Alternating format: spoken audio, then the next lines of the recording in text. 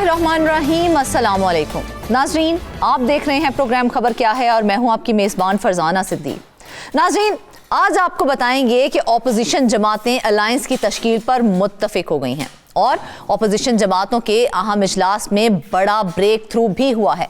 JUI और PTI के दरमियान बर्फ पिघलती हुई नजर आने लगी है। बानी PTI ने मौलाना फजलुर रहमान को पैगाम भेजा, जिसके बाद मौलाना इत्तेहाद में शमूलियत के लिए तैयार हुए और बानी PTI ने मौलाना को ऑपोजिशन इत्तेहाद और मामलात का इख्तियार दिया है। इस सारी सूरत हाल पर तफसीली गुफ्तगू के लिए इस्लामाबाद स्टूडियो से हमें ज्वाइन करेंगे फ़हीम अख्तर,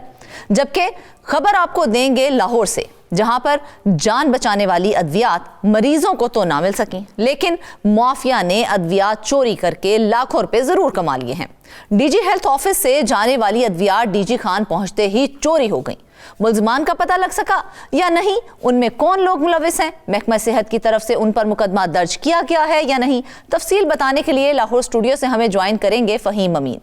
जबकि तीसरी खबर यह है कि खैबर पख्तूनख्वा से, जहां पर PTI दौर में अरबों रुपए की बेकायदगियों का एक और स्कैंडल सामने आया है। जिला लोअरदीर के मरकजी अस्पताल से अरबों रुपए के तिब्बी आलात गायब होने का इंकशाफ हुआ है। तियमरगरा मेडिकल कॉलेज और डिस्ट्रिक्ट हेडक्वार्टर्स अस्पताल से 1 अरब 40 करोड़ रुपए के मुतअद्दिद आलात गायब हो गए हैं। इस पर तफसीली गुफ्तगू करने के लिए हमारे साथ मौजूद होंगे पेशावर से आरिफ खान। तो चलते हैं आज की सबसे पहली स्टोरी की जानिब। तो नाज़रीन, ऑपोजिशन जमातें अलायंस की तश्कील पर मुत्तफिक हो गई हैं। हुकूमत मुखालिफ आपस में गठ जोड़ करने में मसरूफ हैं। बानी PTI की हिदायत पर उनके वफ्द ने मौलाना फजलुर रहमान से मुलाकात की है और उनको बानी PTI का पैगाम भी दिया है, जिसके बाद मौलाना इत्तेहाद में शमूलियत के लिए तैयार हुए। एक तरफ देखा जाए तो वजीर आज़म शहबाज शरीफ ने भी मौलाना से मुलाकात की है। मुलाकात क्यों की और इस मुलाकात करने का मकसद आखिर क्या था, तफसीलात जान लेते हैं नुमाइंदा खसूसी फ़हीम अख्तर। जी फ़हीम, सबसे पहले तो आप हमें ये बताएं कि ऑपोजिशन अलायंस की तश्कील में रुकावटें क्या हैं और पहले क्या थीं? बहुत शुक्रिया फरजाना। मामला आपको पता ही है कि 8 फरवरी 2024 को पाकिस्तान के 12वें आम इंतखाबात हुए और उन इंतखाबात के बाद अपोजिशन, जो कि पाकिस्तान तहरीक इंसाफ और JUI बनी, कौमी असम्बली भी हो या फिर जो दीगर सूबे हों खैबर पख्तूनख्वा के अलावा, वहाँ पर पाकिस्तान तहरीक इंसाफ एक बड़ी अपोजिशन की जमात के तौर पर उभर कर सामने आई और पहले दिन से ही इन दोनों सियासी जमातों ने आम इंतखाबात 2024 के नतायज को मुस्तरद किया और नए इंतखाबात समेत मैंडेट की वापसी का जो है वो मुतालबा किया जाने लगा। जब जमीयत उलमा इस्लाम की जानिब से भी यही मौक़िफ़ सामने आया तो बानी पाकिस्तान तहरीक इंसाफ, जो कि उस वक्त जेल के अंदर थे, उन्होंने अपनी जमात के लोगों को या उनके रहनुमाओं को ये हिदायत दी थी कि मौलाना फजलुर रहमान के साथ रब्ता किया जाए, उनके साथ इत्तेहाद कायम किया जाए और एक तहरीक चलाई जाए। फिर जो कुछ मुश्तरकात थी उनके ऊपर मामलात आगे बढ़ने लगे, लेकिन बीच में पाकिस्तान तहरीक इंसाफ के कुछ लोगों की जानिब से कुछ ऐसे बयानात सामने आने लगे जिसके बाद JUI और पाकिस्तान तहरीक इंसाफ के दरमियान दूरियां हो गई। फिर 26वीं आईनी तरमीम का मामला जब सामने आया तब भी JUI और PTI के दरमियान मामलात चलने लगे, लेकिन फिर अली अमीन खान गंडापुर और पाकिस्तान तहरीक इंसाफ के जो दीगर रहनुमा हैं उनकी जानिब से कुछ ऐसे बयानात आए और उसके बाद मामलात इत्तेहाद बनता बनता ख़त्म होकर रह गया। फिर अभी जो एक तहरीक तहफ़्फ़ुज़ यानी पाकिस्तान का एक अलायंस बना हुआ है जिसके सरबराह महमूद खान अचकज़ई साहब हैं, उसके अंदर बाकी अपोजिशन की जमातें भी शामिल हैं, लेकिन JUI के अलावा अपोजिशन अलायंस बन नहीं पा रहा था। तो एक और कोशिश की गई, पाकिस्तान तहरीक इंसाफ के रहनुमा हैं अखवंज़ादा हुसैन यूसुफ़ज़ई, उनकी जानिब से मुसलसल मौलाना फजलुर रहमान से रब्ता किया गया, फिर बानी PTI तक हकीकत पहुँचाई गई और उसके बाद जो कुछ एतराज़ात थे मौलाना फजलुर रहमान के, एक तो बड़ा एतराज़ ये था कि जो तहरीक इंसाफ के रहनुमा हैं और बिलखसूस उन्होंने वज़ीर आला खैबर पख्तूनख्वा अली अमीन खान गंडापुर का नाम लिया कि उनकी जानिब से जो कुछ ऐसे बयानात दे दिए जाते हैं जिसके बाद मामलात आगे नहीं चलते। तो अब बानी पाकिस्तान तहरीक इंसाफ का एक वाज़े, अहम और बड़ा पैगाम मौलाना फजलुर रहमान तक पहुँचा और इस पैगाम में वाज़े तौर पर यह कहा गया कि वज़ीर आला खैबर पख्तूनख्वा अली अमीन खान गंडापुर को सियासी मामलात से, अपोजिशन के साथ मामलात हों या फिर जो पार्टी के अफेयर्स से मुतालिक मामलात हैं उनसे उनको इर्रेलीवेंट यानी कि गैर मुतलका कर दिया गया है और जमीयत उलमा इस्लाम کہ جو بھی خدشات اور تحفظات ہیں نہ صرف ان کو دور کیا جائے گا بلکہ جو مولانا فضل الرحمان کو اس حد تک بھی بانی پی ٹی آئی کی طرف سے کہا گیا ہے کہ جو لوگ یہ بیانات دیتے ہیں آپ سے متعلق یا پھر JUI سے متعلق ان کو بھی سختی سے روک دیا گیا ہے. یہ جب پیغام ملتا ہے بانی پی ٹی آئی کا مولانا فضل الرحمان کو تو پھر منگل کو پاکستان تحریک انصاف کے سینئر رہنما ہیں سابق اسپیکر قومی اسمبلی اسد کیسر صاحب کی رہائش گاہ کے اوپر ایک بڑا اجلاس ہوتا ہے. رات گئے اجلاس جاری رہتا ہے جس میں تحریک انصاف کی تمام لیڈرشپ موجود تھی. اپوزیشن لیڈر عمر ایوب بھی تھے, اسد کیسر بھی تھے, شبلی فراز بھی تھے, صاحبزادہ حامد رضا صاحب بھی تھے, محمود خان اچکزئی سمیت علامہ راجہ ناصر عباس اور عوام پاکستان پارٹی کے سربراہ شاہد حقان عباسی اور مصطفیٰ نواز کھوکر سمیت باقی لوگ بھی ہوتے ہیں. تو اس کے اندر الائنس بنانے کے اوپر جو ہے وہ تقریباً اتفاق جو ہے وہ سامنے آتا ہے اور جزیات مشترکات کے اوپر کام کرنے کے حوالے سے جو ہے وہ پلان تیار کیا جاتا ہے. اور ذرائع سے یہ خبر سامنے آئی ہے کہ مولانا فضل الرحمان بھی اس الائنس میں شامل ہونے کے لیے مکمل طور پر تیار ہیں اور ایک کمیٹی بنانے کے اوپر. اچھا فہیم, ہمارے لیے ویسے یہ کوئی نئی باتیں نہیں ہے کہ پیغام بھیجے جا رہے ہیں, صلح صفائیاں ہونے جا رہی ہیں, برف پگھلنے جا رہی ہے, یہ تو آئے روز ہم سنتے آ رہے ہیں. کیونکہ اس سے قبل اگر دیکھا جائے تو آپ نے ہمیں اس سے متعلق جو پہلی بھی سٹوریز دی ہیں, جو تمام خبریں دی ہیں, اس میں یہی کہا جاتا تھا کہ بانی پی ٹی آئی اور مولانا فضل الرحمان کے درمیان کچھ شرائط ہیں جو رکھی گئی ہیں جو ان تک پہنچائی جا رہی ہیں اور ان کو سارٹ آؤٹ کرنے کی کوشش کی جا رہی ہے. ہر بار کوشش کی جاتی ہے لیکن وہ سارٹ آؤٹ تو ہوتی نہیں ہے. اب ایک بار پھر کوئی کیا نئی شرائط لے کے وہ سامنے آنے لگے ہیں؟ دیکھیں, جو پہلے جو شرائط ہم نے سٹوری دی تھی اور اس کے اندر جو شرائط سامنے آئی تھیں اس کے اوپر بات چل ہی رہی ہوتی تھی کہ تحریک انصاف کے اندر سے کچھ ایسے بیانات سامنے آ جاتے تھے جس کی وجہ سے سارے معاملات ختم ہو جاتے تھے. کیونکہ ماضی میں JUI اور پاکستان تحریک انصاف مخالف سیاسی جماعتیں رہی ہیں, ایک دوسرے کے خلاف الیکشن لڑے ہیں اور ایکسٹریم لیول کے اوپر گئے ہیں. تو مولانا فضل الرحمان نے کہا تھا کہ ہم اتحاد کے اندر تو بعد میں جائیں گے, پہلے ہم جو سیاسی جماعتوں کے درمیان یعنی کہ JUI اور PTI کے درمیان جو سیاسی ریلیشن شپ ہے اس کے اندر چیزوں کو نارملائز کر دیں. تو نارملائز کرنے کے لیے معاملات آگے بڑھ جاتے لیکن بیچ میں پھر خرابیاں پیدا ہو جاتی تھیں. تو اب جو سب سے بڑی خرابی جس کو آئیڈینٹیفائی کیا گیا تحریک انصاف کے کچھ لوگوں کی جانب سے بھی اور مولانا فضل الرحمان کی جانب سے, وہ یہ تھے کہ وزیر اعلیٰ خیبر پختونخوا جو ہیں علی امین خان گنڈاپور, وہ فساد کی یا جو کہہ سکتے ہیں کہ جو سارے تعلقات کے اندر جو نارملائز نہیں ہونے دیتے ان کی بڑی وجہ وہ ہیں. تو اب ان کو بانی PTI نے ان سیاسی معاملات سے غیر متعلقہ کر دیا ہے اور یہ کہا گیا ہے کہ اب اسد کیسر اور جو عمر ایوب وغیرہ ہیں یہ لوگ آپ کے ساتھ بات چیت کریں گے اور ایک معاہدے کی شکل اختیار کی جائے گی سارے معاملات. تو جو منگل کو میٹنگ ہوئی ہے آپ کیا یہ صورتحال دیکھ رہے ہیں کہ اب کسی قسم کی کوئی رکاوٹ یا کوئی اختلاف سامنے نہیں آئے گا؟ دیکھیں, بظاہر جو چیزیں سامنے آ رہی ہیں اور جو مولانا فضل الرحمان کو یقین دہانی بھی کروائی گئی ہے اور جو پیغام بھی دیا گیا ہے اس کے اندر یہی بات سامنے رکھی گئی ہے کہ جو اختلافات پیدا کرنے کی جو کوششیں ہیں ان کو روکا جا رہا ہے اور یہ یقین دہانی کرائی گئی ہے کہ اب PTI کی جانب سے آپ کے اوپر کسی قسم کا کوئی سیاسی اٹیک یا پھر کوئی بیان نہیں دیا جائے گا. تو اس کے بعد جب میٹنگ ہوتی ہے تو میٹنگ کے اندر یہ پھر طے کیا جاتا ہے کہ الائنس اگر بنے گا تو اس الائنس کے اندر بانی پاکستان تحریک انصاف کے بھی دستخط ہوں گے, مولانا فضل الرحمان کے بھی دستخط ہوں گے اور تمام جو اپوزیشن کی باقی سیاسی جماعتیں یا پھر لوگ شامل ہیں وہ بھی اس معاہدے کے اوپر دستخط کریں گے. اور معاہدے کی ڈرافٹ کی تیاری کے لیے ایک کوارڈینیشن کمیٹی جو ہے وہ بنائی گئی ہے. اس کوارڈینیشن کمیٹی کے نام بھی آ چکے ہیں. اس میں تمام سیاسی جماعتوں کی نمائندگی شامل اس میں کی گئی ہے. شاہد حقان عباسی سابق وزیر اعظم پاکستان ہیں, عوام پاکستان پارٹی کے سربراہ ہیں, ان کو یہ ٹاسک سونپا گیا ہے کہ آپ نے اس کی ڈرافٹ کی تیاری کے حوالے سے تمام تر کام کرنے ہیں. پھر آگے بڑھ کر جب یہ الائنس کی شکل اختیار کرے گا تو پھر اس کی سربراہی کون کرے گا, یہ ایک اہم سوال اور بڑا سوال ہے. کیونکہ پہلے ہی تحریک تحفظ یعنی پاکستان کے سربراہ محمود خان اچکزئی ہیں, لیکن ماضی میں آپ دیکھیں تو مولانا فضل الرحمان ان سے زیادہ قد کاٹ والے اس وقت جو سیاستدان ہیں اس الائنس کے اگر ہم دیکھیں یا اپوزیشن جماعتوں کے اندر دیکھیں تو وہ ہیں. اور PDM کی بھی وہ سربراہی کر چکے ہیں اور انہی کی سربراہی میں ہی بانی پاکستان تحریک انصاف کی حکومت بھی ختم ہوئی, تحریک عدم اعتماد بھی کامیاب ہوئی اور بڑے بڑے احتجاجی مظاہرے, ریلیاں اور آزادی مارچ تک بھی کیا گیا. تو اب 10 فروری کو محمود خان اچکزئی صاحب اور مولانا فضل الرحمان کے درمیان ایک ملاقات ہونی ہے اور اس ملاقات میں ان معاملات کے اوپر بھی طے کیا جائے گا کہ سربراہی کون کرے گا, اس سارے پروسیس کو لیڈ کون کرے گا. اور پہل جو اتفاق کی رائے تو کہا جا رہا ہے اس ملاقات میں بانی PTI پیغام جو ہے مولانا فضل الرحمان تک پہنچایا جائے گا. تو وہ پیغام کیا ہے, خاص پیغام کیا ہے جو مولانا فضل الرحمان صاحب کو پہنچایا جائے گا؟ देखिए, जो पैगाम है वो पहले पहुंचा दिया गया, फिर इस जो मंगल को मीटिंग हुई है उसके अंदर भी वाज़े तौर पर सब रहनुमाओं के सामने ये पैगाम दिया गया कि मौलाना साहब के जितने भी एतराज़ात और तहफ़्फ़ुज़ात हैं वो ना सिर्फ दूर किए जाएंगे बल्कि उनको जो ताल्लुकात के अंदर दरार पैदा करने की कोशिश करता है उसको भी रोका जाएगा। और सबसे बड़ी जो चीज़ थी वो यही, जमात उलमा इस्लाम के सरबराह के ऊपर मौलाना फजलुर रहमान के ऊपर जो है वो अली अमीन गंडापुर जो है वो तनकीद किया करते थे। जैसे ही सुलह की कोशिशें होती थी बीच में वो अपने हल्के की सियासत को लेके आ जाते थे। ज़ाहिर है डेरा इस्माइल खान से दोनों का ताल्लुक है, हल्के भी तकरीबन सेम है जहाँ पर ये इलेक्शन कॉन्टेस्ट करते हैं, इस वजह से इश्यूज़ पैदा हो रहे थे। ताहम अब इन इश्यूज़ को दूर करने के हवाले से ये फिर तय किया गया कि जो PTI और JUI के दरमियान इख्तलाफात अगर हैं भी सही तो उनको सेपरेट दूर किया जाएगा, लेकिन इस वक्त जो ब्रॉडर जो अचीवमेंट्स हासिल करनी है, जो टारगेट्स हैं, जो गोल्स हैं वो रखे गए हैं। दो बेसिकली गोल जो हैं वो रखे गए हैं। पहला गोल ये है कि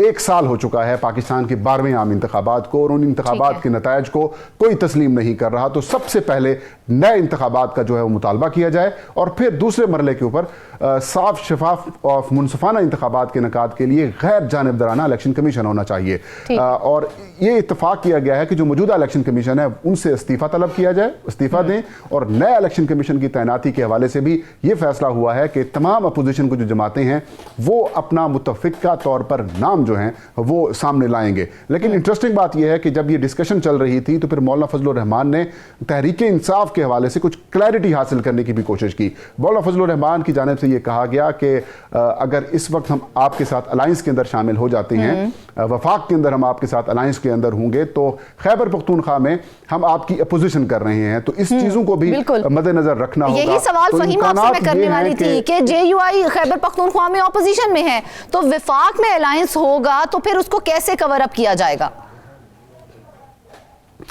देखिए, उसके कवर अप के लिए कुछ ऑप्शंस जो हैं वो ज़ेरे गौर हैं। हो सकता है कि अगले आने वाले चंद दिनों के अंदर ये बाज़ाब्ता तौर पर बानी पाकिस्तान तहरीक इंसाफ के सामने भी मामलात रखे जाएं, क्योंकि इस वक्त जिस तरीके से अली अमीन खान गंडापुर को पार्टी के मामलात के अंदर से इर्रेलेवेंट कर दिया गया है, इसी तरीके से कुछ बातें चल रही हैं कि वज़ीर आला खैबर पख्तूनख्वा अली अमीन खान गंडापुर को ओहदे से भी, यानी कि वज़ारत आला के ओहदे से भी हटा दिया जाए। अगर वज़ारत आला के ओहदे से हटा दिया जाता है तो फिर एक इम्कान ये मौजूद है कि खैबर पख्तूनख्वा में जमात उलमा इस्लाम भी पाकिस्तान तहरीक इंसाफ की इत्तेहादी जमात के तौर पर हुकूमत में शामिल हो जाए, या फिर उनको स्पीकर या फिर डिप्टी स्पीकर को कोई ओहदा दे दिया जाए। इस तरफ भी मामला चल सकते हैं। ताहम ये चीज़ें डिस्कस ज़रूर हुई हैं, या फिर ये भी एक ऑप्शन पहले भी ज़ेरे गौर आया था जब तहरीक इंसाफ और JUI के दरमियान शुरू में रब्ता हुआ था, तो मौलाना फजलुर रहमान की जानिब से ये तजवीज़ दी गई थी कि अगर नए इंतखाबात की तरफ हम जाते हैं तो क्या आप अपनी खैबर पख्तूनख्वा असम्बली और नशिस्तों से इस्तीफ़ा देंगे। तो PTI की तरफ से यकीन दहानी कराई गई थी कि अगर नए इंतखाबात की राह हमवार हो जाती है तो फिर तहरीक इंसाफ अपनी हुकूमत भी ख़त्म कर देगी और असम्बलियों से, या असम्बली डिज़ोल्व भी कर सकती है या फिर असम्बलियों से रिज़ाइन भी कर सकती है ताकि नए इंतखाबात की राह हमवार हो सके। तो इस तरह से इन चीज़ों को कवर अप करने की भी कोशिश की जा रही है। अच्छा फहीम, हुकूमत के PTI के साथ मुज़ाकरात हुए थे जिस पर मौलाना साहब के भी काफ़ी खदशात थे, और PTI ने उसके ऊपर क्या जवाब दिया था मौलाना साहब को? देखिए, तहरीक इंसाफ की जानिब से यही कहा गया था, क्योंकि पहल जो बातें की गई थी वो ये थी कि क्या आपको इंटरनेशनली की सपोर्ट हासिल है। एक लॉबी के हवाले से उन्होंने कहा था कि आपके ऊपर हम इल्ज़ाम लगाते रहे, इस हवाले से आप तहरीरी तौर पर बता दें। तो फिर वो मामला चल ही रहे थे लेकिन बीच में वो रह गए। लेकिन अब सूरत हाल सिनेरियो डिफरेंट हो चुका है कि 26वीं आईनी तरमीम के वक्त भी JUI और PTI के दरमियान कोऑर्डिनेशन रही, तो फिर मामलात आगे चले गए थे। और मौलाना फजलुर रहमान वाज़ेह तौर पर यह कह चुके हैं कि वो नहीं चाहते कि अपोजिशन के खिलाफ अपोजिशन की जाए या फिर दो अपोजिशन जो है वो पैदा की जाएँ और इसका अल्टीमेटली फ़ायदा गवर्नमेंट को होगा, इसलिए वो कुछ पीछे हट गए। ताहम अब मामला आगे बढ़ते हुए दिखाई दे रहे हैं और पहल जिन चीज़ों के ऊपर इत्तफाक किया गया है, तहरीक इंसाफ 9 मई 2023 के वाक़यात के ऊपर जुडिशल कमीशन हो या फिर 26 नवंबर 2024 के वाक़यात के ऊपर जो इंक्वायरी या फिर जुडिशल कमीशन की तश्कील का जो मुतालबा कर रही है, वो इस अपोजिशन अलायंस के अंदर फ़िलहाल चीज़ शामिल नहीं की गई। 26वीं आईनी तरमीम को भी रोल बैक करने या वापस लेने के हवाले से भी बात नहीं की गई। नए इंतखाबात के ऊपर PTI रजामंद हुई है। पहले पाकिस्तान तहरीक इंसाफ का यही बड़ी डिमांड थी कि मैंडेट हमें वापस दिया जाए, क्योंकि हम PTI ये क्लेम करती है कि 2024 के इंतखाबात में PTI वाज़े अक्सरियत हासिल करके अक्सरियती जमात बनी थी, लेकिन हमारा मैंडेट छीना गया। तो अब PTI उस मैंडेट वापसी के मुतालबे से भी पीछे हट रही है और ये कह रही है कि नए इंतखाबात की तरफ जाया जाए। और इस वक्त इंटरेस्टिंग चीज़ ये है जो कि बड़ी इंपॉर्टेंट है कि chief election commissioner Sikandar Sultan Raja हूँ या फिर इलेक्शन कमीशन के मेंबरान सिंध और बलूचिस्तान हूँ, ये तीनों ओहदेदार जो हैं वो अपनी 5 साल आईनी मुद्दत मुकम्मल कर चुके हैं। और इस मुद्दत के बाद क्योंकि 26वीं तरमीम में कहा गया कि जब तक नए मेंबर्स नहीं आते तब तक ये काम करते रहेंगे, तो मौलाना फजलुर रहमान की इस अलायंस के अंदर और PTI के साथ शमूलियत भी बड़ी इंपॉर्टेंट इसलिए है क्योंकि जो पार्लिमानी कमेटी बनाई जानी है जिसने इन मेंबरान की और चीफ इलेक्शन कमिश्नर की तकर्री करनी है, उसमें एक जो रुकनियत या एक रुकन जो होंगे वो JUI से होंगे। और अगर JUI हुकूमत के साथ चली जाती है तो फिर हुकूमत अपनी मर्जी का चीफ इलेक्शन कमिश्नर और मेंबरान लेके आ सकती है। हुकूमत और JUI का जो मामलात हैं, जो उनकी सिचुएशन है वो कहां स्टैंड कर रही है, वो उसको कहां पर देखते हैं आप? देखिए जो JUI और के जो मामलात हैं और अगर आप देखें हुकूमत के साथ उनके जो मामलात हैं वो भी बड़े इंटरेस्टिंग हैं क्योंकि 26वीं तरमीम के बाद 26वीं आईनी तरमीम के बाद जो मौलाना फजलुर रहमान की जमात ने जो सबसे जिसे बड़ी अचीवमेंट भी कहते हैं और उनकी मजहबी हलकों के अंदर बड़ी अचीवमेंट भी रही है वो ये रही है कि उन्होंने जो मदारिस रजिस्ट्रेशन से मुतालिक जो सोसाइटीज रजिस्ट्रेशन एक्ट तरमीमी बिल था वो पास करवाया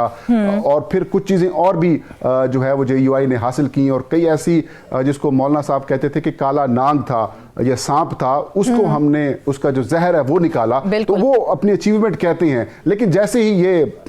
मीटिंग होती है उसके बाद हुकूमत की जानिब से भी 24 से 48 घंटे के दौरान राब्ता कर दिया जाता है। वज़ीर आज़म शहबाज शरीफ खुद मौलाना फजलुर रहमान की रिहाइशगाह के ऊपर पहुंचते हैं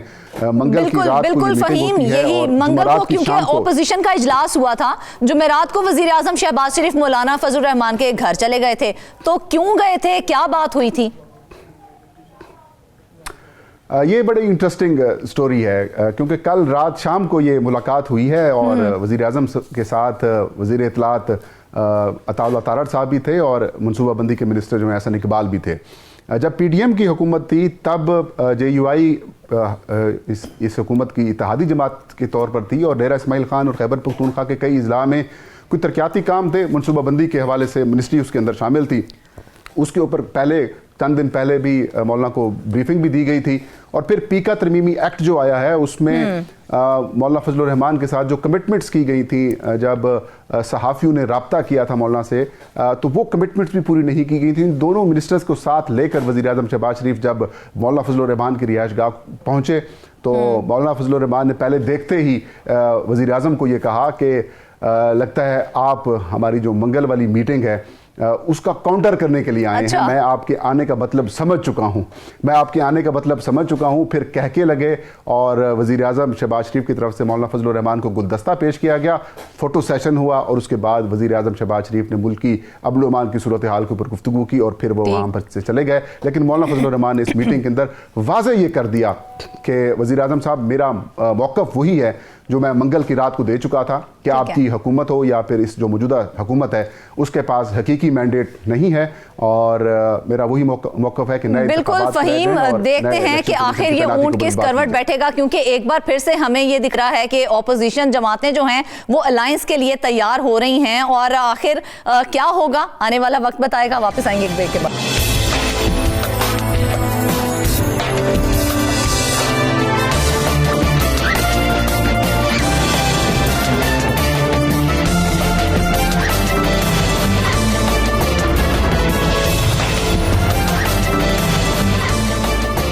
वेलकम बैक जी। तो नाज़रीन, जैसा कि हम सभी जानते हैं कि आए रोज़ हमें खबरें मिल रही होती हैं कि जान बचाने वाली अद्वियात महंगी हो गई हैं या अद्वियात की शदीद किल्लत हो गई है और अब खबर ये मिली है कि मरीजों की जान बचाने वाली अद्वियात को चोर पड़ गए हैं। जी हाँ, एक माफिया ग्रुप ने DG हेल्थ ऑफिस से जाने वाली लाखों रुपए की अद्वियात चोरी कर ली हैं। चोरी में महकमा सेहत की बड़ी मछलियां मुलव्विस होने का इंकशाफ भी हुआ है। अद्वियात की चोरी ने अद्वियात की सप्लाई के सिस्टम पर कई सवालात खड़े कर दिए हैं। तफसीलात जान लेते हैं अपने नुमाइंदे अमीन से। फहीम, सबसे पहले तो ये बताएं कि पंजाब में सरकारी मरीजों पर इस्तेमाल होने वाली अद्वियात चोरी होकर डेरा गाजी खान तक कैसे पहुंची हैं और जो जिम्मेदारान थे उनके खिलाफ क्या कार्रवाई की गई?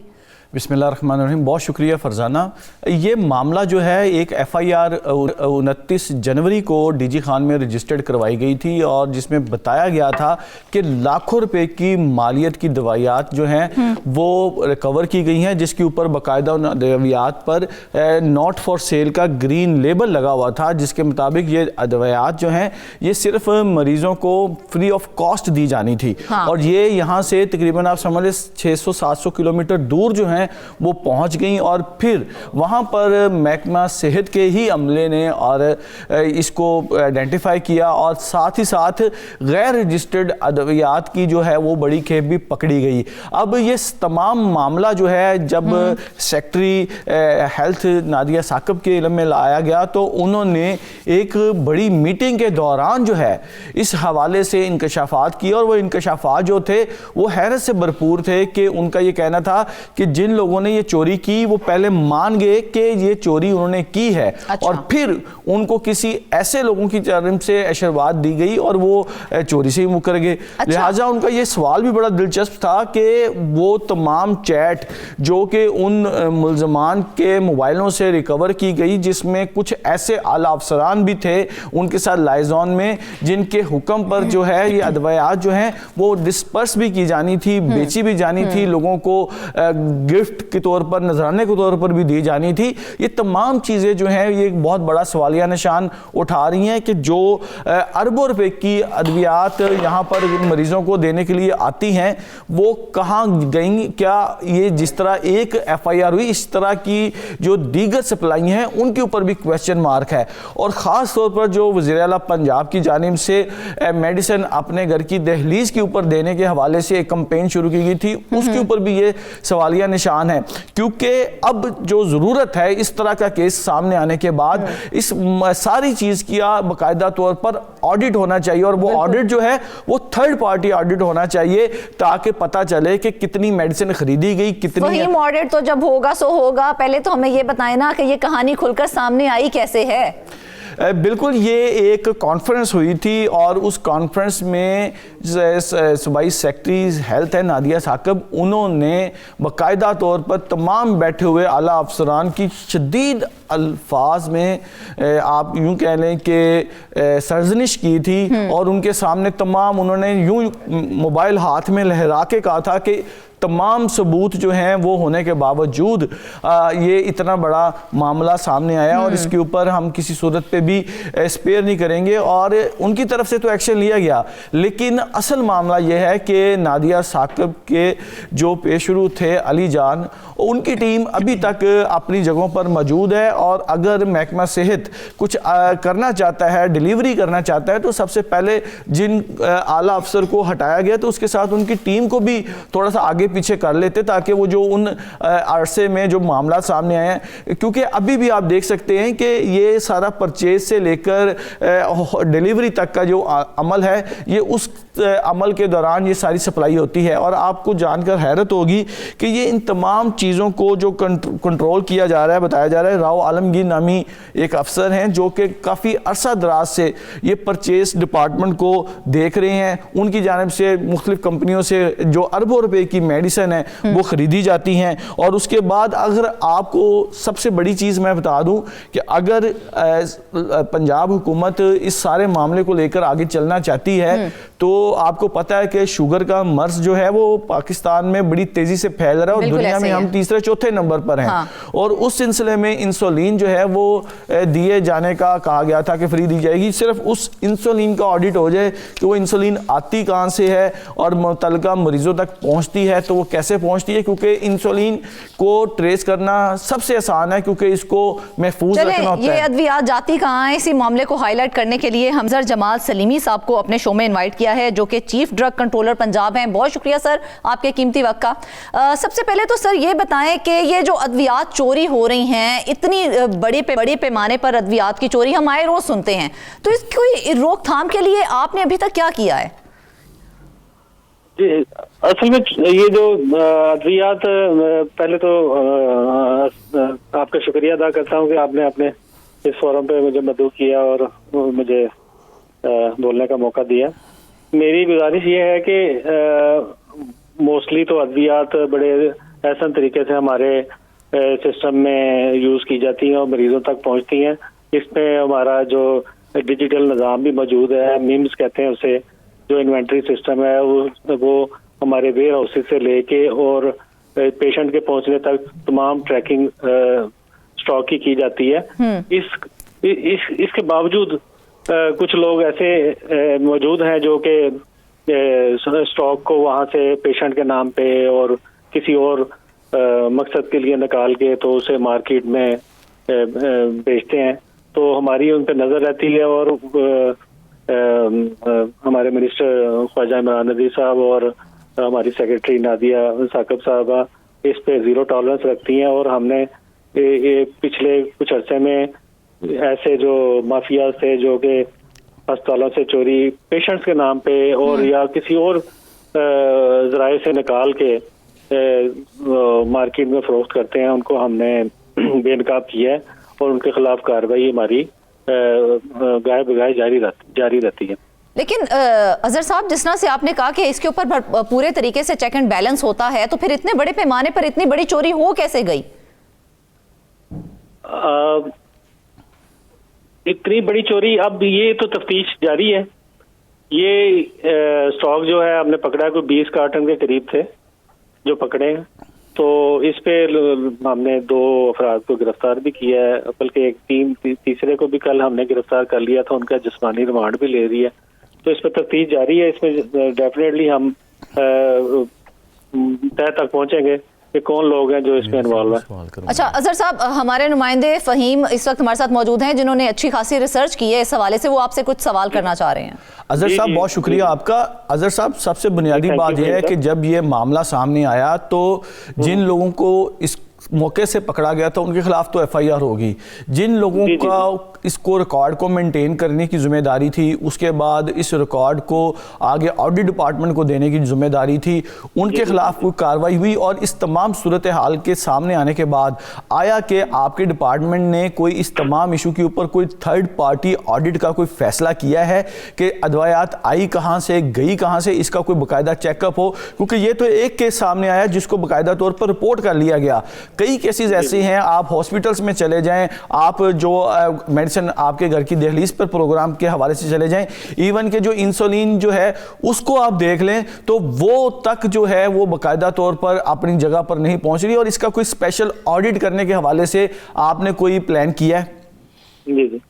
اصل میں ویسے اگر حجم دیکھا جائے نا, ادویات جو ہماری پرچیز ہوتی ہیں اور پیشنٹ استعمال کرتے ہیں وہ بہت زیادہ ہے. لیکن اس کے مقابلے میں یہ چوری والی ادویات کا جو نسبت دیکھی جائے تو وہ بہت کم ہے. یہ کوئی اس طرح سے نہیں ہے کہ کوئی دھڑا دھڑ کوئی چوری ہو رہی ہے اور باہر جا رہی ہے, اس طرح سے نہیں ہے. آپ کو میں نے پہلے بتایا کہ ہمارا ڈیجیٹل نظام موجود ہے. جیسے ہی اسٹاک گورنمنٹ کے اسٹاک, جیسے ہی ادویات یا دوسری اشیاء ہمارے اسٹاک میں آتی ہیں تو فوری طور پہ وہ ڈیجیٹل نظام کے میں درج کر دی جاتی ہیں, اور جب تک وہ پیشنٹ تک نہیں پہنچ جاتی اس کی ساتھ ساتھ اندراج ہوتا رہتا ہے ڈیجیٹلی, اور ہم اس کو مانیٹر بھی کرتے رہتے ہیں. اب اس کو چوری کرنے کے 2 طریقے میں بتا دیتا ہوں نا. 2 طریقے ہیں. ایک تو پیشنٹ بار بار کوئی اپنے نام پہ نکلوا رہے ہوں اور وہ بعد میں اکٹھی کر کے کہیں پر بھیج دی جائے. دوسرا طریقہ یہ ہے کہ جب اندراج ہو رہا ہو اس وقت کہیں سے اسکپ ہو جائے. ایک دفعہ اندراج ہو جائے پھر اس کا آڈٹ ہوتا رہتا ہے, وہ آن لائن ہم مانیٹر کر سکتے ہیں. اس سے پہلے یا پیشنٹ کے بعد میں اگر اسٹاک کہیں سے نکل جائے تو وہ ٹریک میں نہیں آتا. تو اس کی تفتیش, یہ پہلی دفعہ اس طرح واقع ہوا ہے, تو اس کو ہم انشاءاللہ تعالی اگزامپل بنائیں گے, اور جو اس میں لوگ انوالو ہیں جنہوں نے اسٹاک کو انٹر کرنا تھا یا اس کا ایکسپینس شو کرنا تھا, اس میں اظہر صاحب آپ کو نہیں لگتا اس کو بہت پہلے ایگزامپل بنا لینا چاہیے تھا؟ کیونکہ یہ کوئی پہلا معاملہ نہیں ہے جو سامنے آیا ہے, یہ کیونکہ اب یہ معاملہ ہائی لائٹ اسی لیے کیا گیا کیونکہ بار بار ہمیں یہ سننے کو مل رہا ہے, اور جو مستحق مریض ہوتے ہیں انہیں دوائیاں نہیں ملتی ہیں. میں آپ کو کہہ رہا ہوں کہ 2 طرح سے چوری ہوتی ہے. ایک تو پیشنٹ کے نام پہ نکال لی جاتی ہے, یا ہمارے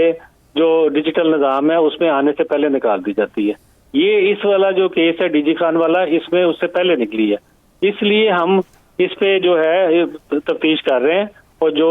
ذمہ دار لوگ ہیں اس پہ گرفتار بھی ہو چکے ہیں, اور مزید بھی ہم نے ایک وہاں پہ ایک ڈسٹریبیوٹر تھا ڈی جی خان میں، اس کو بھی پکڑ لیا جہاں پہ وہ فروخت ہوتی تھی جا کے، اور ہم اس کے جو ہے انشاءاللہ تعالی جو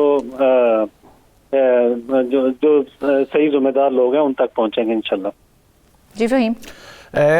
یہ بتائیے گا کہ جو ڈپٹی ڈائریکٹر فارمیسی اور اس طرح کے اعلیٰ افسران ہوتے ہیں جن کی ذمہ داری ہوتی ہے کہ ایک تو انہوں نے ادویات جو ہیں وہ اس کا ریکارڈ پراپر مینٹین کرنا ہے، اس کے بعد اس کی سپلائی چین کو مینٹین رکھنا ہے، اس کے بعد جو بھی لیکیجز ہوتی ہے اس کی ذمہ داری وہ ہوتی ان لوگوں کی ہوتی ہے۔ جو یہ مقدمہ درج کروایا گیا ہے آپ لوگوں کی جانب سے، یہ تو ان لوگوں کے خلاف کروایا گیا جن کی کسٹڈی سے یہ نکلا۔ جو یہ چین جو ہے، جو ذمہ داری تھی کہ اس چین کو سیکیور کیا جائے، اس میں لیکیجز نہ ہو، ان اعلیٰ افسران کے خلاف ابھی تک کیا ایکشن لیا گیا ہے؟ کیونکہ ان لوگوں کی ذمہ داری تھی کہ یہ چیزیں جو ہیں یہ لیکیجز نہ ہو۔ نہیں دیکھیں نا، جیسے آپ نے انسولین کی بات کی، اس میں تو اعلیٰ افسران پہ بھی زد لگی ہے، ان کی بھی تفتیش کی جا رہی ہے، ان کے خلاف بھی ڈسپلنری پروسیڈنگز ہوئی ہیں۔ اور اگر اس کیس میں بھی اگر آپ کیونکہ ابھی تو 3-4 دن ہوئے ہیں، جیسے ہی اس پہ آگے تفتیش بڑھے گی تو اس پہ بھی اگر وہ کوئی انوالو ہوگا، کوئی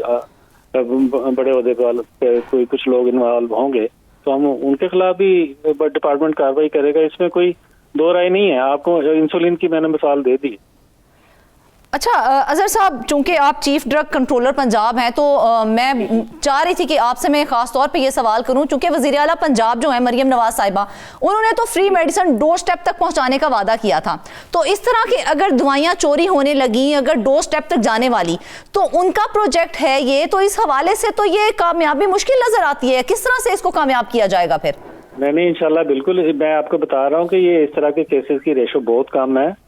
اور 99% جو ادویات ہیں وہ لوگوں کو پہنچ رہی ہیں، پیشنٹس کو پہنچ رہی ہیں۔ اس طرح کے جو ریئر چھوٹے موٹے کیسز ہوتے ہیں ان کو ہم فوری طور پر جیسے ہی ڈیٹیکٹ کر لیتے ہیں اور ان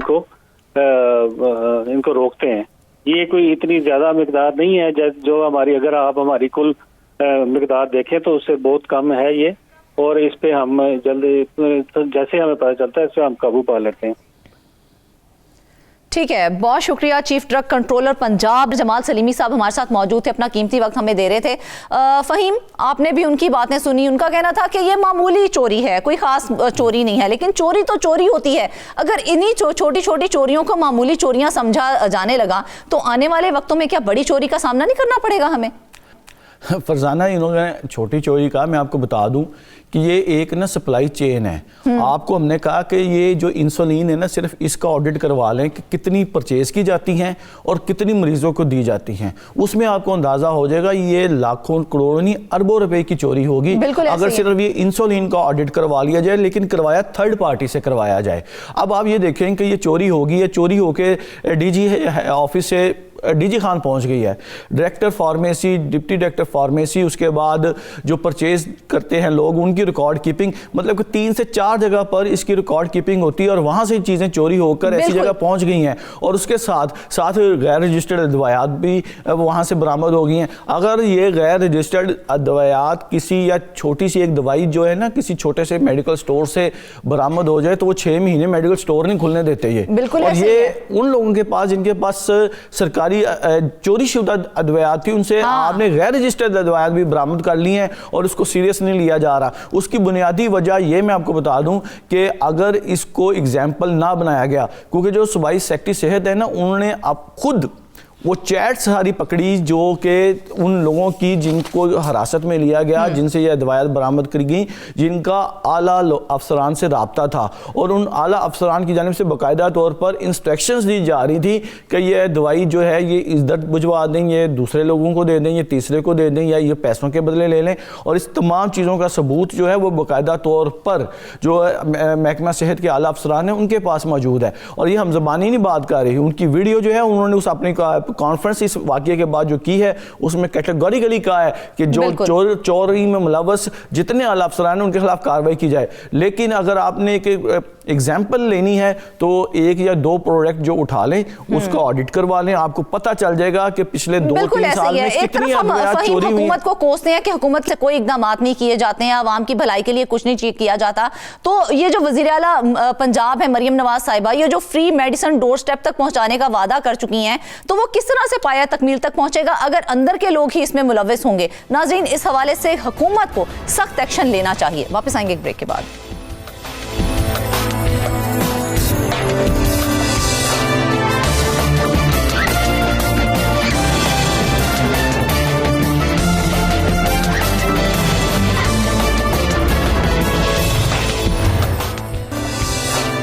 वेलकम बैक। खबर है जी खैबर पख्तूनख्वा से। खैबर पख्तूनख्वा में पीटीआई दौर में अरबों रुपए की बेकायदगियों का एक और स्कैंडल सामने आ गया है। लोअर दीर के एक बड़े अस्पताल जिसके साथ एक मेडिकल कॉलेज भी मुंसलिक है, उसमें बड़े पैमाने पर करप्शन का इंकशाफ हुआ है। ये करप्शन करोड़ों रुपए में है। इस बारे में हमारे रिपोर्टर आरिफ खान ने इन्वेस्टिगेशन की है। इस करप्शन की डिटेल्स क्या हैं और किस किस्म की करप्शन की गई है, ये पूछते हैं उनसे। आरिफ, सबसे पहले तो ये बताइएगा कि करप्शन की नौइयत क्या है इस वक्त?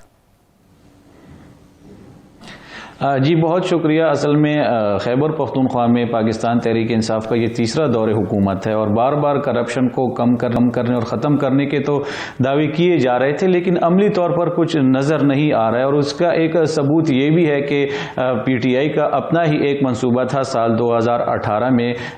लोअर दीर का एक डिस्ट्रिक्ट है जहाँ पर तेमरगरा मेडिकल कॉलेज के नाम से कॉलेज का क़याम अमल में लाना था। 2018 में ये मंसूबा शुरू किया गया और इसके लिए तकरीबन 2 अरब और 20 करोड़ रुपए जो थे वो मुख्तस किए गए थे। इस कॉलेज के साथ साथ DHQ हॉस्पिटल है, डिस्ट्रिक्ट हेडक्वार्टर अस्पताल, उसको भी टीचिंग अस्पताल का दर्जा देना था और उसके लिए इक्विपमेंट्स की खरीदारी भी करनी थी। तो तकरीबन 1 अरब 40 करोड़ रुपए जो थे वो इक्विपमेंट्स की खरीदारी के लिए रखे गए थे। 40 करोड़ रुपए जो थे वो मेडिकल कॉलेज की ज़मीन के लिए,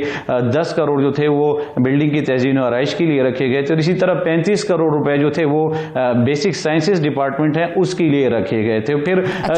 आलात जो है वो इक्विपमेंट्स खरीदे गए और इस सिलसिले में बाकायदा तौर पर फिर शिकायत भी आनी मौसूल हुई। तो गुज़िश्ता साल नवंबर 2024 में महकमा सेहत ने बाकायदा तौर पर एक 4 रुकनी कमेटी बनाई और कमेटी को ये टास्क दिया गया कि कमेटी हॉस्पिटल जाकर, डिस्ट्रिक्ट हेडक्वार्टर हॉस्पिटल जाकर जो इक्विपमेंट्स वहाँ पर उनको फराम किए गए हैं उसकी बाकायदा तौर पर वेरिफिकेशन करके रिपोर्ट जमा कराएं। तो गुज़िश्ता महीने ही उस कमेटी ने अपनी रिपोर्ट जमा कराई है। उसमें बहुत से इंकिशाफात जो हैं वो किए गए हैं। उसमें तो आलात के हवाले से बहुत ज़्यादा इंकिशाफात सामने आए हैं। जो आलात खरीदे गए थे उसमें से बेशतर जो हैं वो गायब हैं, कुछ जो है वो नॉन फंक्शनल है, कुछ पड़े जो है वो खराब हो गए हैं। आपसे करने वाली थी कि जो आलात खरीदे गए हैं या जो PC-1 तैयार किया गया है उसमें कौन कौन से ऐसे कीमती आलात शामिल हैं जिसकी मालियत करोड़ों तक पहुंच गई? जी बिल्कुल। इसमें सबसे पहले जो बात की जाए तो यूरोलॉजी की एक मशीन है जो 5 करोड़ रुपए में खरीदी गई थी। अच्छा। और वो मशीन अब गायब है। जब कमेटी ने हॉस्पिटल का दौरा किया तो ये बात सामने आई है कि ये मशीन गायब है, मशीन सिरे से है ही नहीं। और यूरोलॉजी से मुंसलिक जो पेशेंट हैं, जो केसेस हॉस्पिटल आ रहे हैं, तो उनको दीगर हॉस्पिटल जो है वो रेफर किया जा रहा है। इसी तरह MRI मशीन जो 15 करोड़ में खरीदी गई थी वो भी हॉस्पिटल से गायब है, उसका कोई रिकॉर्ड मौजूद नहीं है। मशीन चोरी हो गई, गायब हो गई, किसी को कानों कान खबर नहीं हुई। बिल्कुल। अभी तक तो जो कमेटी की रिपोर्ट आई है, रिपोर्ट में कमेटी ने यही लिखा है कि जो इक्विपमेंट से रिलेटेड जो मेन फाइल है वो गायब है, उसका कोई पता नहीं है कि कहाँ पे है और ना कोई ये बताने को तैयार है कि ये फाइल कहाँ चली गई है, ना कोई रिकॉर्ड मेंटेन किया गया है। इसमें और भी बहुत ज़्यादा मशीनें हैं। एक लेप्रोस्कोपिक मशीन, 2 मशीनें हैं जिसकी मालियत 2 करोड़ रुपए की थी, वो भी जो है वो गायब है। इसी तरह इंसिनरेटर जो है, जिसको जो हॉस्पिटल की फजलाजात जो है उसको जलाने के लिए खरीदा गया था। हालांकि हॉस्पिटल में पहले से एक इंसिनरेटर जो है वो इलेक्ट्रिक मौजूद थी, लेकिन आपको पता है कि इस किस्म के आलात इसलिए भी खरीदे जाते हैं, मशीनें, ताकि जो कमीशन है उसके लिए रास्ते हमवार किए जा सके। तो हॉस्पिटल में पहले से फजलाजात जलाने की एक मशीन मौजूद थी जो इलेक्ट्रिकल थी, लेकिन इन्होंने 3.5 करोड़ रुपए में दूसरी मशीन खरीदी जो 2021 से नॉन फंक्शनल है। और मजे की बात इसमें यह है कि मशीन को तो रखा गया है लेकिन वो मशीन गैस पे चलती है और हॉस्पिटल में गैस मौजूद ही नहीं है। इसी तरह हॉस्पिटल में پہلے سے ایک سٹی اسکین موجود تھی، لیکن 25 کروڑ روپے میں دوسری سٹی اسکین مشین خریدی گئی، اور وہ مشین بھی 2021 سے نان فنکشنل ہے کیونکہ اس کا استعمال ہی نہیں کیا جا رہا ہے۔ جب ایک مشین موجود ہے تو دوسری مشین کو کیوں استعمال کیا جائے؟ اور پھر اس میں ایسا ہوا کہ مشین کے جو پارٹس کی جو وارنٹی تھی وہ بھی جو ہے وہ ختم ہو چکی ہے، اور اگر دوبارہ وہ کی جائے گی، اس میں ایگریمنٹ کیا جائے گا کسی فرم کے ساتھ، کیونکہ مشین کو چلانے کے لیے، اس کے ریپیئر اور مینٹیننس کے لیے اتنی بڑی مشین ہے، اتنی بڑی لاگت ہے 25 کروڑ، تو خامخواہ ایک فرم کے ساتھ جو ہے وہ معاہدہ ایگریمنٹ کیا جاتا ہے۔ تو نئی مشین کے لانے کے لیے کیا موقف دیا گیا؟ دیکھیں اس میں ابھی تک تو جو رپورٹ آئی ہے اور رپورٹ میں یہی کہا گیا ہے کہ جب تک تمام جو ڈاکومنٹیشن ہے، جو ریکارڈ ہے وہ فراہم نہیں کیا جاتا، تب تک اس سلسلے میں کچھ نہیں کہا جا سکتا کہ مشینیں کیوں خریدی گئی جب ایک مشین پہلے سے موجود تھی۔ لیکن عموماً یہی ہوتا ہے کہ اتنی بڑی خریداری جو کی جاتی ہے تو اس میں کروڑوں روپے کے کمیشنز بھی لیے جاتے ہیں۔ تو اب تک کمیٹی کی جو رپورٹ آئی ہے اس میں یہ بات تو سامنے نہیں آئی، اس میں یہ بھی کہا گیا ہے کہ ایک گیسٹرو انٹرولوجی ڈپارٹمنٹ کی جانب سے اینڈوسکوپی کے لیے ایک مشین کا کہا گیا تھا، جو کہ بڑے اچھے برانڈ کی مشین تھی، لیکن وہ خریدنے کے بجائے چائنا کی ایک اینڈوسکوپی مشین خریدی جو کہ 6 ماہ میں ہی خراب ہو گئی، اور اس کو 3-4 دفعہ جو ہے وہ ریپیئر کیا گیا، لیکن وہ مشین اب مکمل طور پر ناکارہ ہو گئی ہے۔ تو گیسٹرو کی جو پیشنٹ ہیں جو اینڈوسکوپی کے لیے آتے ہیں، یہ ان کے لیے بھی ایک بہت بڑا جو ہے وہ مسئلہ بن گیا ہے۔ اسی طرح ایک میموگرافک مشین ہوتی ہے جو 5 کروڑ میں خریدی گئی، لیکن وہ بھی نان فنکشنل ہے۔ اس کے ساتھ ایک چھوٹا سا پرنٹر جو ہے منسلک کرنا ہوتا ہے، اب تک جو ہے وہ ہاسپٹل یہ بھی نہیں کر پائی ہے۔ اسی طرح اسکن ڈپارٹمنٹ کے لیے تقریباً 1 کروڑ 20 لاکھ کے اکوپمنٹس خریدے گئے ہیں، لیکن رپورٹ میں یہ بات سامنے آئی ہے کہ ڈاکٹروں کو اس اکوپمنٹس کے بارے میں کچھ معلومات ہی نہیں ہے کہ یہ اکوپمنٹس کب خریدی گئی ہیں، وہ صرف ڈپارٹمنٹ میں رکھی گئی ہیں، ان میں سے کچھ باکسز میں پڑی جو ہیں وہ خراب ہو گئے، ان کو استعمال میں نہیں لایا جا رہا ہے۔ اسی طرح 300 بیڈز اور ویکسین خریدے گئے ہاسپٹل کے لیے، لیکن کمیٹی کا یہ کہنا ہے کہ اس کی بھی تصدیق نہیں ہو پا رہی ہے کہ اتنی 300 خریدے گئے ہیں، آیا یہ 300 مکمل ہیں یا کم ہیں یا زیادہ ہیں، تو وہ تصدیق نہیں ہو پا رہی ہے۔ اسی طرح اس میں PC1 میں جو ہے وہ وینٹیلیٹر خریدے جا رہے تھے، 28 وینٹیلیٹر تھے، لیکن ہاسپٹل نے 36 وینٹیلیٹر خریدے ہیں۔ دو فروخت کی تو وہ کیا سٹاف سے یا ڈاکٹر سے پہلے پوچھتا نہیں ہے کہ بھئی کون سی چیزوں کی ضرورت ہے، کون سی چیزوں کی ضرورت نہیں ہے؟ بالکل ایگزیکٹلی ایسا ہی ہے، جو بھی چیز خریدی جاتی ہے تو ہیڈ آف دا ڈپارٹمنٹ ہوتا ہے، ہیڈ آف دا یونٹ جو ہوتا ہے، ان کی طرف سے ڈیمانڈ آتی ہے کہ ہمیں یہ اکوپمنٹس چاہیے، یہ مشینیں چاہیے، لیکن یہاں پر ہیڈ آف ڈپارٹمنٹ سے جی بالکل یہاں پر الٹا کام ہوا ہے، ہیڈ آف ڈپارٹمنٹ سے پوچھے بغیر، ان سے ڈیمانڈ لیے بغیر مشینیں تو خریدی گئی ہیں، لیکن اس میں مزے کی بات یہ ہے کہ مشینیں ان کو ہینڈ اوور کرنے کے بجائے جو ٹیکنیشینز ہیں، جو اسسٹنٹ ہیں، ان کو ہینڈ اوور کی گئی ہے۔ اور اس میں ایک ECG ٹیکنیشین ہے، انکوائری کمیٹی کی جو رپورٹ ہے اس میں ان کا باقاعدہ نام بھی لکھا گیا ہے کہ 139 اکوپمنٹس میں سے 89 جو تھی وہ ECG ٹیکنیشین کو ہینڈ اوور کی گئی تھی، جس سے نہ ڈپارٹمنٹ کے ہیڈ کو کوئی انفارمیشن تھی، نہ ان کو لوپ میں لیا گیا تھا، نہ ہی اس سلسلے میں کسی قسم کی ان سے کوئی خط و کتابت کی گئی تھی۔ عموماً تو یہی ہوتا ہے کہ ہیڈ آف ڈپارٹمنٹ کو لوپ میں لیا جاتا ہے، ان سے پوچھا جاتا ہے، مشین دکھائی جاتی ہے، مشینوں کے حوالے سے پھر ٹریننگز دی جاتی ہیں، لیکن یہاں پر مشینیں جو کروڑوں روپے کی مشینیں لا کر ہاسپٹل میں تو رکھ دیا گیا ہے، لیکن اس کی دیکھ بھال کے لیے نہ کسی سٹاف کو ہائر کیا گیا، نہ کسی سٹاف کو رکھا گیا، نہ کسی کو ٹریننگ دی گئی۔ اس میں آپ کو یہ بھی بتاتا چلوں کہ انستھیزیا کی 4 مشینیں جو ہیں وہ لی گئی ہیں، لیکن ڈاکٹر جو رپورٹ کمیٹی کی جو رپورٹ آئی ہے اور ڈاکٹروں نے اس میں اپنا بیان دیا ہے، جو انستھیزیا کے جو ڈاکٹر ہیں ان کا یہ کہنا ہے کہ ہمیں تو اس بارے میں کوئی علم ہی نہیں، یہ مشینیں جو ہیں یہ ٹیکنیشین کو دی گئی ہیں اور اس کو استعمال بھی نہیں لایا جا رہا، اور ہمیں اس کا پتہ بھی نہیں ہے کہ اس کی اسپیسیفکیشن کیا ہے، اس کو کس طرح استعمال کرنا ہے، کیونکہ جو بھی نئی مشین یا بڑی مشین آتی ہے تو طرف ابھی آپ نے بات کی کہ سٹاف کو ہائر نہیں کیا جا رہا، لیکن ہمیں پتا ہے کہ کہاں پہ سٹاف ہائر کیا گیا ہے، اور وہ ہے وہ میڈیکل کالج جس کا ابھی تک ڈھانچہ بھی موجود نہیں ہے۔ ذرا اس حوالے سے بھی ڈیٹیلز شیئر کر دیں۔ دیکھیں اصل میں میڈیکل کالج تو تقریباً 2020 میں بن چکا ہے، اور اس میں اوور اینڈ اباو جو ہے وہ انہوں نے سٹاف لیا ہے، وہ سٹاف ہے جو کہ نان ٹیکنیکل ہے، مطلب کہ فیلڈ کے ساتھ یا جو میڈیکل کالج کی جو فیکلٹی ہے اس کے ساتھ ان کا کوئی تعلق نہیں ہے۔ تقریباً 196 سٹاف جو ہے وہ رکھا گیا ہے، اور 29 کروڑ روپے سالانہ ان کو سیلریز دی جا رہی ہیں، اور یہ تیسرا سال ہے۔ اس سلسلے میں جب ہم نے ڈاکٹر جو پرنسپل ہیں میڈیکل کالج کے ان سے بھی بات کی ہے، تو اصل میں میں ان کا میڈیکل کالج جو ہے وہ تو بن چکا ہے, لیکن اس میں ابھی تک جو ہے وہ کلاسز شروع نہیں ہو سکی, اور اس کی بڑی وجہ یہ ہے کہ ان کے پاس فیکلٹی نہیں ہے. اکوپمنٹس تو کچھ نہ کچھ ہیں, لیکن کالج شروع ہونے کے لیے طریقہ کار یہ ہے کہ پہلے یہاں پر خیبر پختونخوا میں جو KMU ہے, خیبر میڈیکل یونیورسٹی, اس کے ساتھ رجسٹریشن کی جاتی ہے, اور جو اس کے بعد جو PMDC ہے اس کی ٹیم آتی ہے اور دیکھتی ہے کہ میڈیکل کالج کی رجسٹریشن کے لیے جو چیزیں درکار ہیں آیا وہ پوری ہیں یا نہیں. تو لیکن یہاں پر فیکلٹی جو ہے وہ نہیں ہے, تو اس وجہ سے میڈیکل کالج ابھی تک PMDC کے ساتھ رجسٹرڈ نہیں ہوا ہے. یہ چوتھا سال ہے کہ اس میں اسی وجہ سے کلاسز بھی شروع نہیں ہو سکی ہے. اس کے علاوہ سیاسی بنیادوں پر تقریباً 196, جیسے میں نے آپ کو پہلے کہا کہ 196 نان ٹیکنیکل سٹاف جو ہے وہ ہائر کیا گیا ہے, اور بڑی بڑی سیلریز بھی لے رہے ہیں. سالانہ ان کو 29 کروڑ روپے دیے جا رہے ہیں. تو حکومت پہ ہر طرف سے جو ہے وہ بوجھ ڈالا گیا ہے. دوسری طرف حکومت بھی جو ہے اس سلسلے میں ابھی تک کچھ نہیں کر پائی ہے. رپورٹ تو آ گئی ہے, لیکن حکومت تو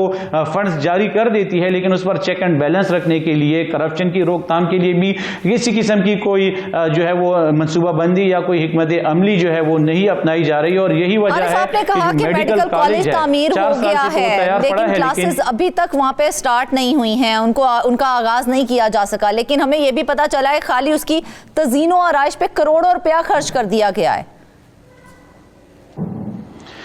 جی بالکل, کوئی 10 کروڑ روپے جو تھے وہ اس کی تزئین و آرائش کے لیے رکھے گئے تھے. 40 کروڑ جو تھی وہ زمین کی خریداری کے لیے رکھے گئے تھے. تو وہ تو اس کی تزئین و آرائش پر بھی اچھا خاصا جو ہے وہ خرچہ آ چکا ہے. اب یہ صورتحال ہے کہ اب میڈیکل کالج کے پاس مزید فنڈز نہیں ہیں. ایک آپریشنل کاسٹ ہوتی ہے, اگر آپ PMDC کی ٹیم کو بلاتے ہیں تو اپنے وہ کچھ فی چارج کرتے ہیں. اس کے علاوہ میڈیکل کالج کو چلانے کے لیے کچھ فنڈز درکار ہوتے ہیں, تو تمام فنڈز تو تزئین و آرائش پر بھی لگ چکے ہیں, اور دیگر جو غیر ضروری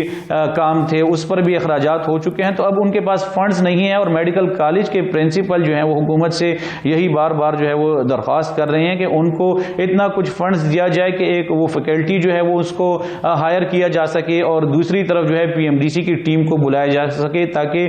کالج کی رجسٹریشن جو ہے وہ ہو سکے اور کالج میں کلاسز شروع ہو سکے. اس میں آپ کو ایک یہ بھی بات بتاتا چلوں, رپورٹ میں جہاں دیگر مشینوں کی بات کی گئی ہے تو وہاں پر آکسیجن کا جو پلانٹ ہے وہ بھی خریدا گیا ہے, جو کہ بہت پرانے وقتوں کا ہے, اس کے ناقص میٹیریل ہیں, اور ٹینک کے بغیر خریدا گیا ہے, کیونکہ جو آکسیجن پلانٹ ہے اس کے لیے ٹینک بھی ضروری ہوتا ہے جس میں آکسیجن جمع ہوتی ہے. اور اس میں مزے کی بات یہ ہے کہ اس کو ICU کے ساتھ جو ہے منسلک نہیں کیا گیا ہے, بلکہ دیگر جو غیر ضروری جو وارڈز ہیں ہاسپٹل کے اس کے ساتھ منسلک کیا گیا ہے. اسی طرح آپریشن تھیٹر کے لیے 5 کروڑ مالیت کے آلات خریدے گئے ہیں, وہ بھی استعمال کے قابل نہیں ہیں, ناکارہ ہیں. کچھ تو ایسے ہیں کہ جو پڑے خراب ہو چکے ہیں, جو پہلے 6 مہینوں میں خراب ہو چکے تھے. تو ایسی بہت سی چیزیں جو ہیں وہ سامنے آئی ہیں. آلات کے جو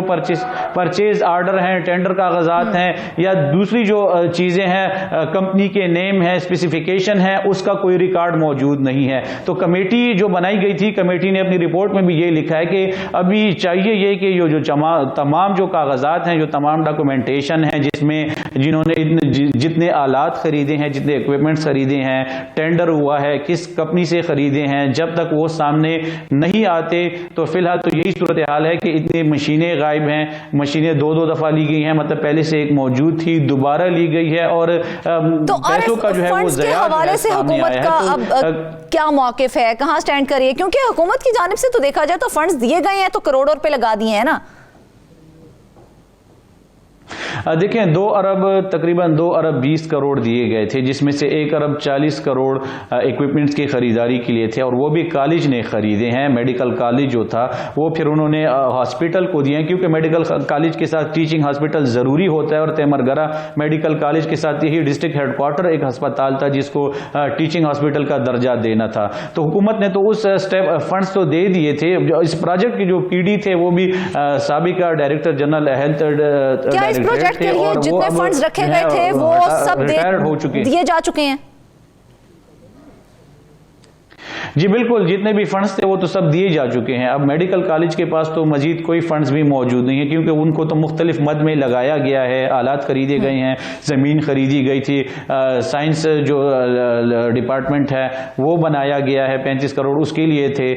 10 کروڑ بلڈنگ کی تزئین و آرائش کے لیے تھے. تو وہ تمام فنڈز تو خرچ ہو چکے ہیں. کالج بھی 2020 میں بن چکا ہے, ایکوپمنٹس جو تھے وہ 2021 میں تقریباً دیے گئے تھے. اکوپمنٹس کی ایک یہ بات بھی تھی کہ اس کا ریکارڈ 2021 کے بعد مینٹین ہی نہیں کیا گیا. ہاسپٹل کو جب بھی دیے جاتے ہیں اکوپمنٹس تو وہ اسٹور کیپر کو دیے جاتے ہیں. اسٹور کیپر جو ہے وہ ہر ایک چیز کا باقاعدہ طور پر رجسٹرڈ میں ایک ایک چیز کا ریکارڈ رکھتا ہے, اس کی جو ڈیٹ جس ڈیٹ پہ وہ ہینڈ اوور کی جاتی ہے وہ تمام چیزیں موجود ہیں. لیکن یہاں مزے کی بات یہ ہے کہ اسٹور کیپر کا جو رجسٹرڈ ہے اس میں جون 2021 کے بعد کسی قسم کی کوئی انٹری نہیں کی گئی ہے. یہ جتنے بھی اکوپمنٹس آئی ہیں یہ سب جو ہے وہ ٹیکنیشینز نے وصول کیے ہیں, اور اس میں ایک کلرک جو ہے وہ بھی انوالو ہے, جو D H O district health officers جو ہے ان کے آفس کا ایک ڈی ایچ او ہے, اس نے جو ہے بہت سی چیزیں مطلب کمیٹی جب آئی تو کمیٹی نے یہ پوچھا کہ آپ ہمیں ریکارڈ فراہم کریں, تو ایک کلرک ہیں انہوں نے صرف ڈیلیوری چالان کے یہ ڈیلیوری چالان دی اور آلات کی جو اکوپمنٹس کی فہرست جو ہے وہ بھی وہ فراہم کی گئی. حالانکہ یہ کام ہاسپٹل کا ہوتا ہے, یہ اسٹور کیپر کا ہوتا ہے, لیکن وہ اپنے کام سے جو ہے تو انہوں نے کسی قسم کی تعاون بھی نہیں کیا کمیٹی کے ساتھ. تو اب یہی صورتحال ہے کہ کروڑوں روپے کی مشینیں غائب ہیں لیکن پوچھنے والا کوئی نہیں ہے. اس سلسلے یہ بھی میں غائب ہیں, لیکن یہ جو میڈیکل کالج بن گیا ہے مزید کتنے سرکار ہیں اس سسٹم کو فنکشنل کرنے کے لیے؟ اس میں جو پرنسپل جو میڈیکل کالج کے پرنسپل ہیں ان سے جو بات ہوئی ہے تو انہوں کا یہی کہنا ہے کہ فیکلٹی ہائر کرنی ہے, کیونکہ ابھی تک ان کے پاس کسی قسم کی فیکلٹی موجود نہیں ہے. دوسرا اس کو جو ہے پی ایم ڈی سی کی ٹیم کو بلانا ہے, جو پی ایم ڈی سی کی ٹیم آتی ہے تو وہ بھی پھر یہاں پر جو ہے ان کو بھی فیس دینی پڑتی ہے, اور کچھ اکوپمنٹس جو ہیں وہ بھی خریدنے ہیں میڈیکل کالج کے لیے. تو فنڈز کے حوالے سے ان کا یہی کہنا ہے کہ حکومت کو تو فنڈز کے لیے بتایا گیا ہے, لیکن دیکھتے ہیں کہ اب حکومت جو ہے کب فنڈ فراہم کرے گی. اس میں آپ کو یہ بھی بتا دیں کہ دیکھا جائے تو فنڈز حکومت کی جانب پورے دیے جاتے ہیں, لیکن اس کے اندر جب خرد برد کی جائے گی, اس طرح کی بے قاعدگیاں دیکھی جائیں گی, کرپشن کی جائے گی, تو کس طرح سے ہم اپنے اس طرح کے معاملات کو آگے لے کے جائیں گے اور اپنے ملک کو جو ہے ہم کامیاب بنائیں گے؟ ناظرین اس حوالے سے سوچنا چاہیے. اس کے ساتھ ہی آج کے پروگرام سے بس اتنا ہی. اپنی ڈھیر ساری دعاؤں میں ہمیں یاد رکھیے گا. اجازت دیجیے, اللہ حافظ.